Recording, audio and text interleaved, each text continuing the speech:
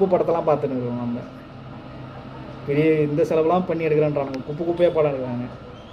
ஒரு நல்ல படத்தை அழகாக ஃபேமிலியோடு உட்காந்து பார்க்கலாம். கொஞ்சம் ஒரு சீன் கூட நம்ம முகம் சொல்லிக்கிற மாரி இருக்காது, அந்த மாரி எடுத்துருக்காங்க படத்தை.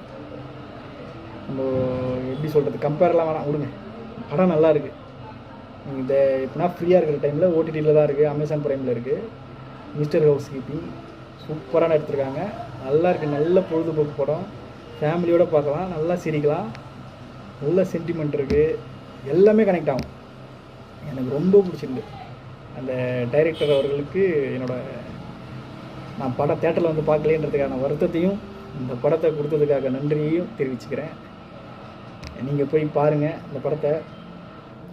இது யாராக இந்த மாதிரி ஃபேன் ஓடலை, வேர்த்து கொட்டுது. ஏன்னா ஃபேன் ஓடினா நாய்ஸாக இருக்குது சவுண்டு, இந்த ஃபேன் ஓடுற சவுண்டு நாய்ஸாக இருக்குன்றதுனால ஃபேன் ஆஃப் பண்ணிட்டு பேசிட்டு இருக்கேன்.